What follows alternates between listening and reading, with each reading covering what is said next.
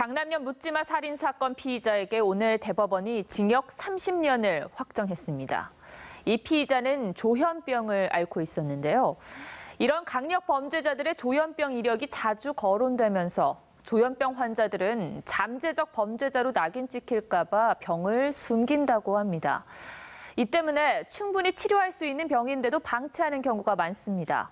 판포커스에서 그들의 목소리를 들어봤습니다.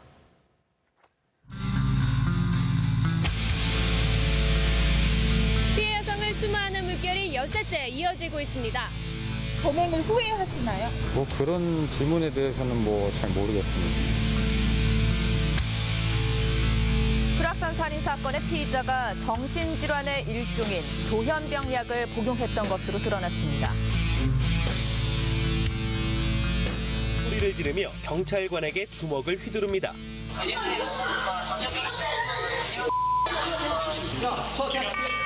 경찰 조사 결과 한 씨는 조현병을 앓고 있었습니다. 정신질환을 앓는 30대 아들이 아버지를 폭행해 숨지게 하는 사건이 발생했습니다. 70대 노모를 살해한 40대 남성이 경찰에 붙잡혔습니다.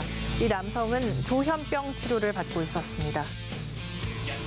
17년 전 이정아 씨에게 자꾸 헛것이 보이고 환청도 들리기 시작했습니다. 진단은 조현병. 직장을 관두고 집에 틀어박히자 우울증이 찾아왔습니다.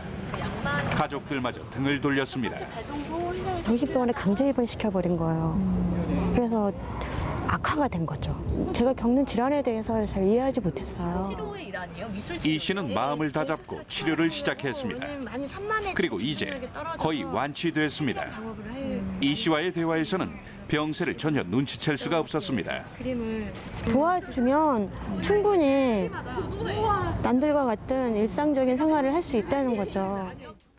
39살 김모 씨. 10년 전부터 조현병을 앓았습니다. 줄곧 방치하던 병. 치료 시작 석 달 만에 병세가 눈에 띄게 달라졌습니다. 정신병원 하면 이게 굉장히 부정적이었어요. 치료를 잘 받으면 나도 정상생활이 가능하겠구나 이런 생각을. 강력 범죄자들의 조현병 이력이 부각되면서 공포의 병이라는 낙인이 찍혔습니다.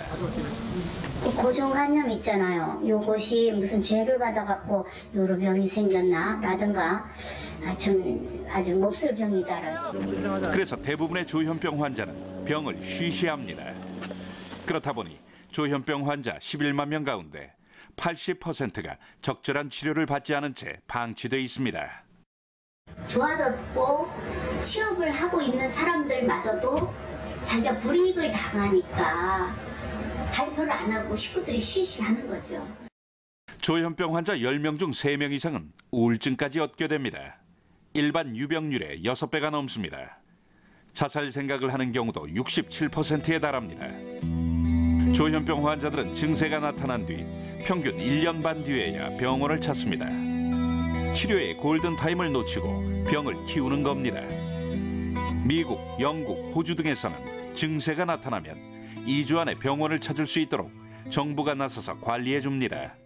최대한 빨리 약물과 다른 여러 가지 심리적 또 신체적 치료를 동시에 제공하면 치료 효과가 훨씬 높고 사회 복귀 가능성도 높고.